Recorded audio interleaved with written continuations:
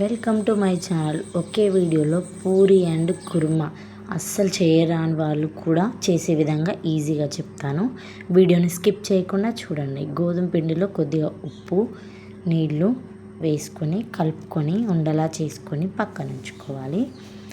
ఇప్పుడు వీటిపై కొద్దిగా ఆయిల్ రాసుకొని ఒక అర్ధగంట సేపు పక్కన ఉంచుకున్న తర్వాత అర్ధగంట తర్వాత మంచిగా మెత్తబడిపోతుంది. వీటిని చిన్న చిన్న ఉండల్లా చేసుకొని ప్లేట్కి ఆయిల్ అప్లై చేసుకొని చపాతీలా తాల్చుకోవాలి.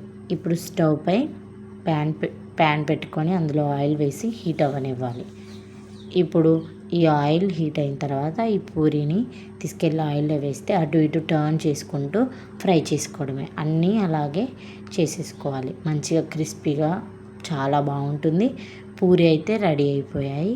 ఇప్పుడు కుర్మా ఎలా చేసుకోవాలంటే ఇదే గోధుమ పిండిని ఒక గిన్నెలో వేసుకొని ఒక టీ గ్లాసెడ్ వరకు గిన్నెలో వేసుకొని అందులో ఉప్పు కారం వేసుకొని చల్లటి నీళ్ళని పోసుకొని కలుపుకొని ఒక 5 నిమిషాలు పక్కన ఉంచుకోవాలి. తాలింపు కోసం కడాయిలో ఒక గిన్నెలో నూనె వేసుకొని పచ్చిమిర్చి, కరివేపాకు, ఉల్లిపాయలు, టమాటా, పసుపు వేసి ఫ్రై చేసుకోవాలి.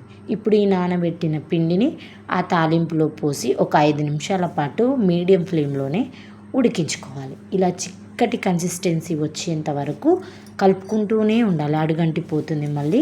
చూడండి, అంతే అండి. కుర్మా అయితే రెడీ అయిపోయాయి.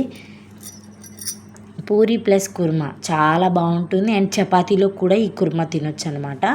ఈ రెసిపీ కనుక మీకు నచ్చినట్లయితే లైక్ చేయండి. మరిన్ని వీడియోస్ కోసం మన ఛానల్ని సబ్స్క్రైబ్ చేసుకోండి.